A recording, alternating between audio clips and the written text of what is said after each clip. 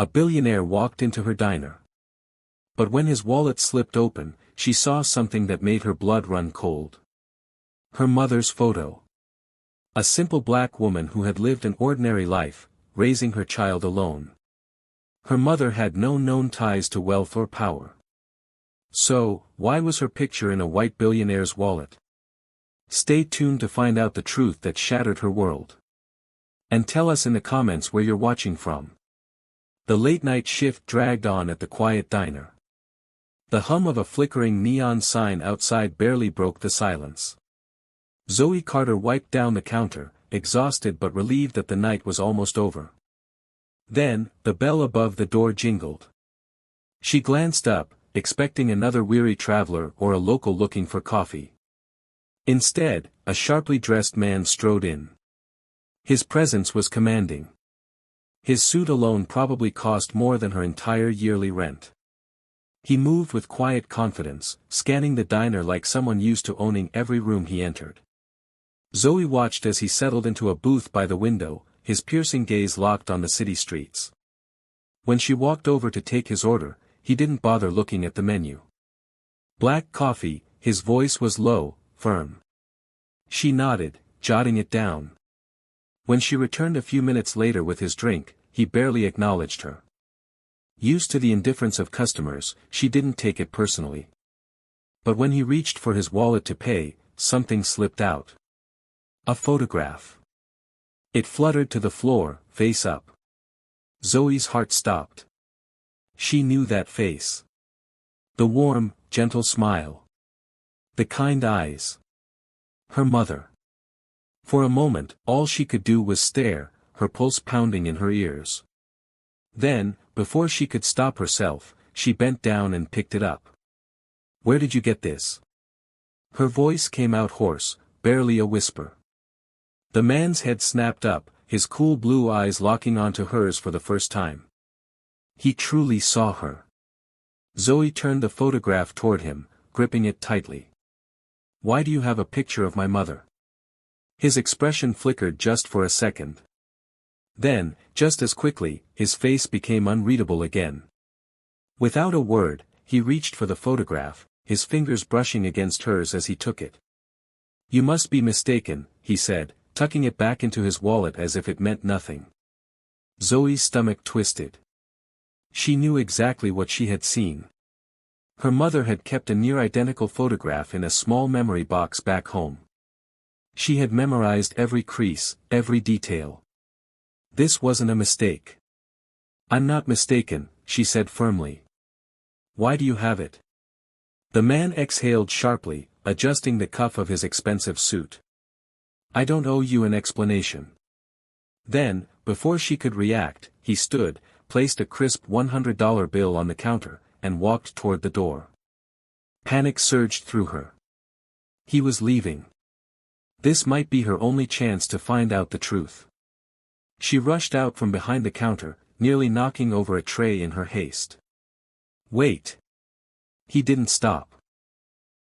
He was already heading toward a sleek black car parked at the curb, the driver stepping out to open the door. Zoe's heart pounded. "Please, just tell me how you knew her." For a brief moment, he paused, his hand resting on the car door. She thought, hoped, he might actually say something. Instead, he turned just enough to meet her gaze, his stare cool, detached. Then, in a voice devoid of emotion, he said, "Forget this." Then he slid into the car, the door shutting behind him. The engine roared to life, and before she could take another step, the vehicle disappeared into the night. Zoe stood frozen on the sidewalk, her breath coming in uneven bursts.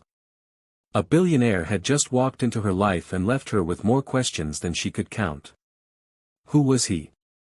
And why did he have a photograph of her mother? She wasn't letting this go. She was going to find out the truth. Zoe didn't sleep that night. She sat at her tiny kitchen table, her laptop open, searching for any clue about the man from the diner. She didn't know his name, no business card, no receipt with a name. Just his face, his voice, the dismissive way he had looked at her, as if she were nothing more than an inconvenience.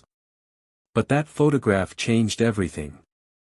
She started by searching for wealthy business tycoons, real estate moguls, and influential CEOs. Dozens of names flooded her screen, but none matched his face. Her frustration grew. Hours passed.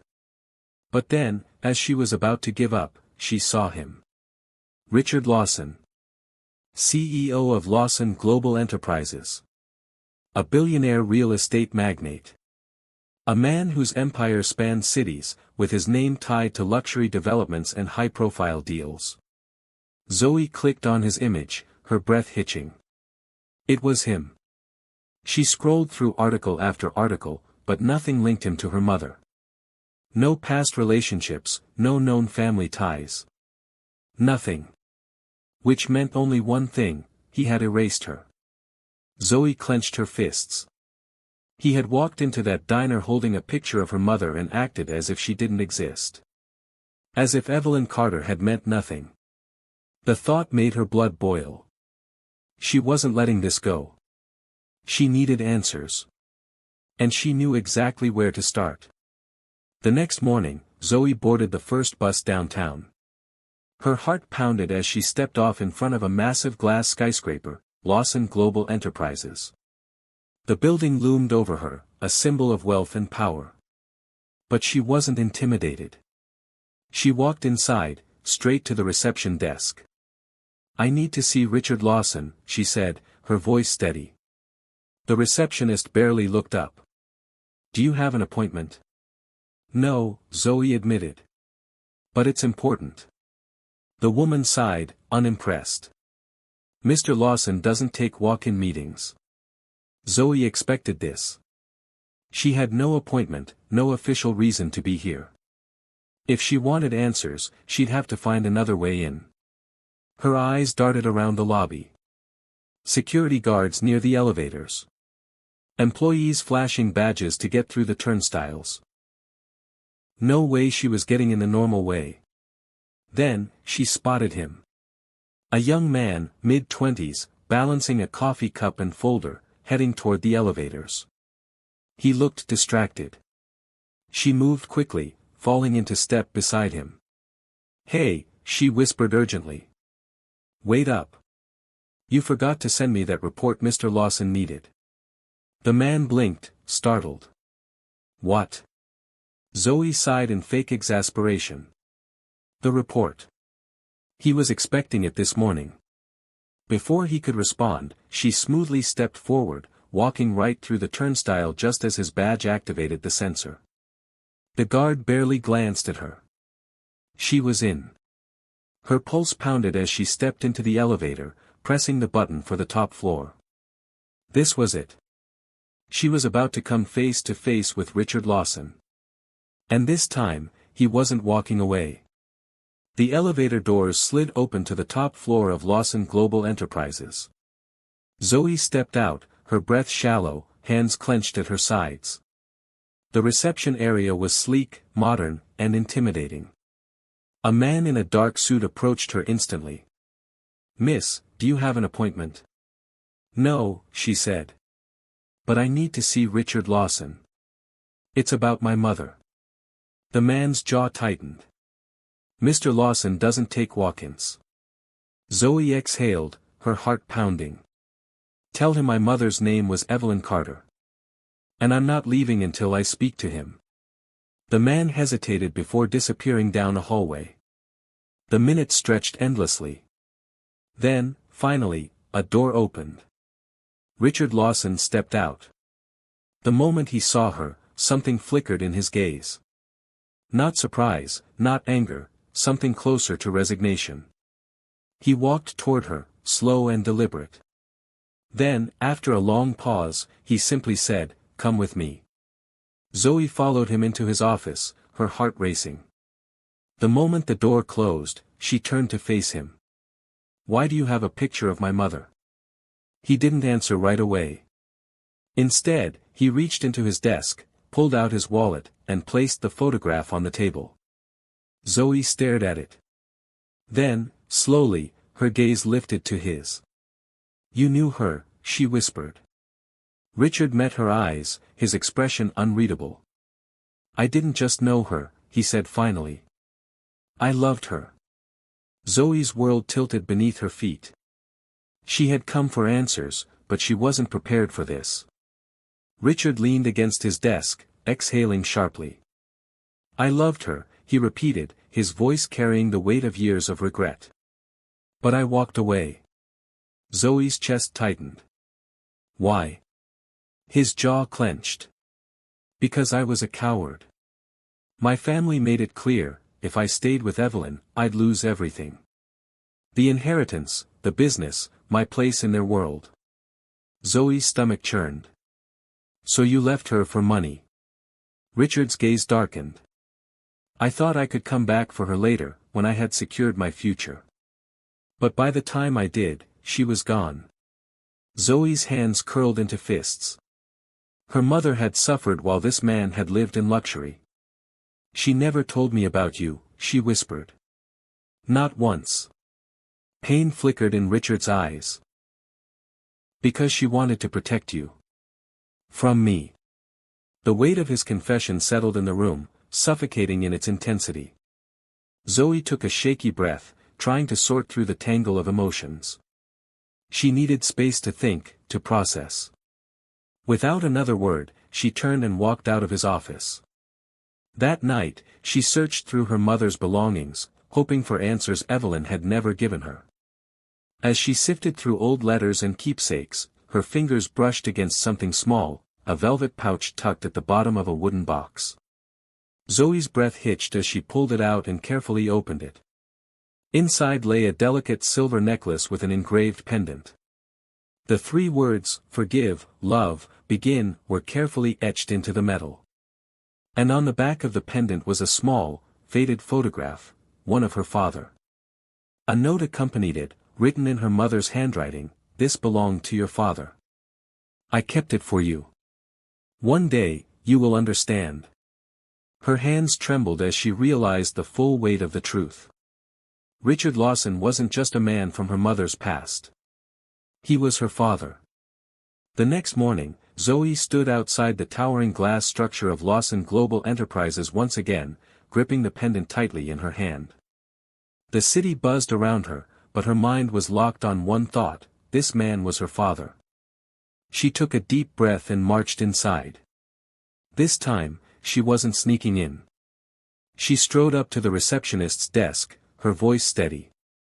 I need to see Richard Lawson. It's urgent. The woman barely glanced at her. As I said before, Mr. Lawson doesn't take walk-ins. Zoe's hand slammed onto the counter, revealing the pendant. Then tell him his daughter is here. The receptionist's polite expression faltered. There was hesitation before she finally reached for the phone. Within moments, security guards flanked Zoe. But before they could escort her out, a deep voice cut through the air. Let her in. Richard stood at the end of the hall, his face unreadable. He turned and walked toward his office without another word. Zoe followed, her pulse hammering. Inside, the door shut behind her, enclosing them in thick silence. Zoe wasted no time. She placed the pendant on his desk and crossed her arms. Explain this. Richard stared at the necklace, his fingers hovering over it but never touching it. His jaw tightened, his composure slipping for the first time. She kept it, he murmured, almost to himself. She didn't just keep it, Zoe shot back. She left it for me. Along with a note. She never told me who my father was, but this, she gestured at the pendant, this told me everything. Richard exhaled sharply, rubbing his temples. I didn't know, he admitted. If I had known she was pregnant, if I had known about you, he let the words trail off, as if they physically pained him. Zoe's chest ached, but she refused to let sympathy cloud her anger. But you didn't know because you left. I searched for her, Richard said, his voice raw. By the time I realized what I'd lost, she had disappeared. I hired investigators. No trace. She made sure I wouldn't find her. Zoe swallowed the lump in her throat. That sounded exactly like her mother, protecting her at all costs. But was it really protection? Or had it stolen something from her? She thought she was protecting me from you, Zoe said slowly, testing the words as they left her lips. She didn't think you deserved to be in my life. Richard flinched. Maybe she was right. Silence hung between them. For the first time, Zoe saw the cracks in his armor, the regret, the sorrow, the years of wondering what could have been. I can't change the past, Richard said, his voice quieter. But I can be here now. Zoe's fingers curled around the pendant. Forgive, love, begin. The words weighed heavy on her. I don't know if I can forgive you, she admitted. Not yet. Richard nodded, his expression solemn. I understand. Zoe took a shaky breath, her mind racing with questions, emotions, uncertainty. But one thing was clear, she wasn't walking away. Not yet. For the first time, she was willing to hear him out. For a long moment, neither of them spoke. The air between them felt like a fragile thread, ready to snap at any second. Finally, Zoe reached for the necklace on the desk and clasped it around her neck. Her mother had left this for a reason. Maybe it wasn't just about Richard. Maybe it was about Zoe, about giving her the choice her mother had never had. Richard's eyes flickered to the pendant, his breath hitching slightly. She really never stopped thinking about me, did she? Zoe swallowed hard. She never stopped protecting me. He nodded, understanding. I won't ask you to forgive me today or tomorrow. But if you ever want to know me, not as Richard Lawson, but just as a man who made a terrible mistake, I'll be here. Zoe studied him, searching for deception, for arrogance. She found none. Just regret. Just a man who had spent decades haunted by a choice he couldn't take back. She stepped back, her fingers brushing the pendant once more. I don't know what comes next, she admitted. A small, almost sad smile crossed Richard's lips. Neither do I. But maybe that's okay. Zoe nodded. Then, with one last glance, she turned and walked toward the door. Not running, not storming away. Just leaving on her own terms. She wasn't ready to call him her father. But she wasn't closing the door either. Maybe some things weren't meant to be rewritten. But maybe, just maybe, they could be rewritten together. Zoe walked away from Lawson Global Enterprises, the weight of the pendant heavy around her neck. The words, forgive, love, begin, echoed in her mind like a whisper from her mother. The city streets blurred around her as she replayed Richard's confession, his regret, his pain, the years lost. She had spent her entire life believing her father was absent by circumstance, not by choice. Now, the truth was far more complicated. Days passed in a haze. Zoe returned to work at the diner, but her mind was elsewhere. Every customer who walked in made her glance up, half expecting to see Richard again. But he didn't come. Part of her was relieved. The other part wondered if he had already given up on her, just as he had on her mother. Then, one evening, as she was closing up, a familiar black car pulled up outside.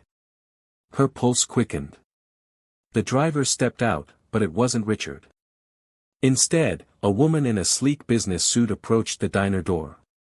Zoe hesitated before unlocking it. Zoe Carter, the woman asked, her voice professional but not unkind. Yes, Zoe replied, wary. I'm Claire Whitmore, Mr. Lawson's legal advisor. He asked me to deliver this to you. She held out a sealed envelope. Zoe took it, her fingers trembling slightly. What is it? Claire's expression softened. I don't know the contents. But he insisted it be hand-delivered. With a polite nod, she turned and left. Alone in the diner, Zoe tore open the envelope.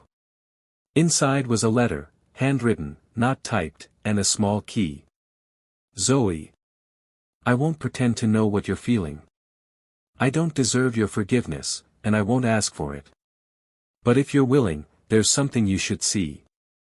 The key opens a safety deposit box at First National Bank, under your mother's name. Evelyn left it there years ago. I only recently discovered its existence. Whatever you decide after this, I'll respect it. Richard.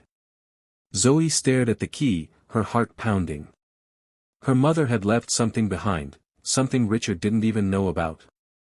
The next morning, she stood outside First National Bank, the key clutched tightly in her hand. The bank manager led her to a private room where the safety deposit box waited. With a deep breath, Zoe turned the key and opened it.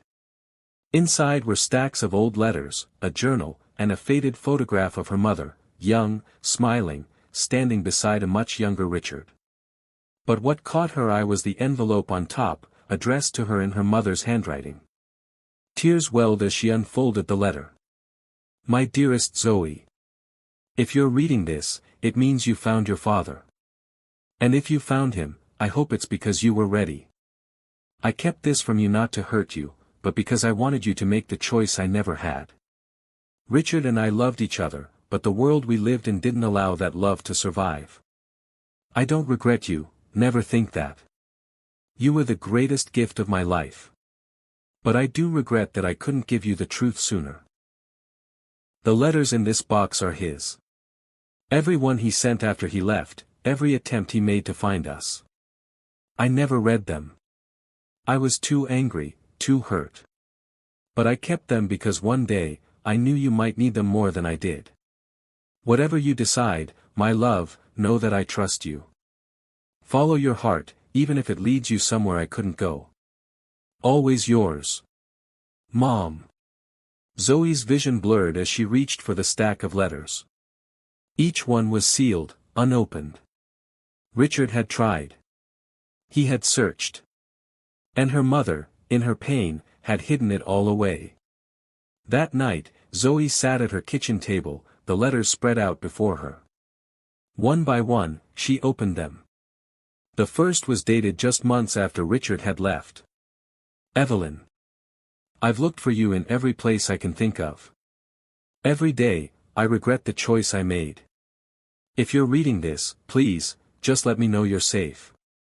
Let me know she's safe. The letters spanned years, pleas, apologies, desperate attempts to reconnect. The last one was dated just a year before her mother's passing. Evelyn. I don't know if you'll ever read this, but I need you to know, I never stopped loving you. And if our daughter is anything like you, she's extraordinary. If I never get the chance to meet her, tell her I would have been proud to call her mine. Zoe wiped her tears, her chest aching. All this time, she had believed her father had abandoned them without a second thought. But the truth was, her mother had been the one to shut him out. The next morning, she found herself outside Richard's office again. This time, she didn't hesitate. She walked straight past the receptionist, ignoring the protests, and pushed open his door. Richard looked up, startled. Then, seeing her face, his expression shifted to concern. Zoe? What's wrong? She dropped the stack of letters onto his desk. You tried, she said, her voice raw. All these years, you tried. Richard's hands trembled as he picked up one of the letters. She kept them. She never read them, Zoe admitted. But she left them for me. Silence stretched between them, heavy with unspoken grief and regret. Finally, Richard spoke, his voice barely above a whisper. I don't know where we go from here. Zoe took a deep breath. Neither do I. But maybe we start by being honest. No more secrets. No more running. Richard nodded slowly. I'd like that. For the first time, Zoe allowed herself to really look at him, not as the billionaire who had walked into her diner, not as the man who had left her mother, but as someone who had spent decades carrying the same weight she had. Tell me about her, she said softly. Tell me about my mother, the way you knew her. And as Richard began to speak, the first fragile threads of a new beginning wove themselves between them. Richard's office was quiet except for the steady hum of the city outside.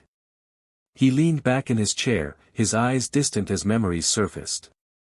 Your mother, he began, was the bravest person I ever knew. Zoe sat across from him, listening intently as he painted a picture of Evelyn she had never seen, a young woman full of fire and laughter, who refused to let the world dim her light. She worked 2 jobs just to keep food on the table, but she never complained. Not once. A faint smile touched his lips. She used to say stubbornness was her superpower. Zoe let out a watery laugh. That sounds like her. Richard hesitated, then reached into his desk drawer. He slid a small, worn photograph toward her, Evelyn, younger than Zoe had ever seen her, grinning as she balanced on a picnic table, a guitar in her hands. She played. Zoe whispered, tracing the edges. Beautifully, Richard said. She'd sing old blues songs when she thought no one was listening. His voice thickened. I wish you could have heard her. The ache in Zoe's chest deepened. All these years, she'd only known her mother as the woman who'd sacrificed everything, never the girl who'd once sung under the stars. Richard cleared his throat. There's more. He pulled out a file folder. Inside were documents, bank statements, property deeds, all in her mother's name. After she disappeared, I set up a trust for her. Every month, I deposited enough to ensure she'd never struggle again. He met Zoe's gaze. She never touched a dime. Zoe's breath caught. The unpaid bills, the second-hand clothes, her mother had chosen hardship over his money.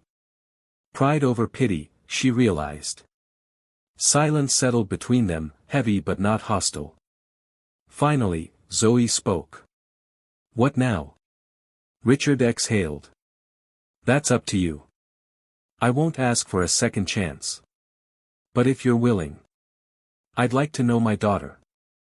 Zoe studied him, the gray at his temples, the lines of regret etched into his face. This wasn't the untouchable billionaire from the diner. This was just a man. A flawed, grieving man.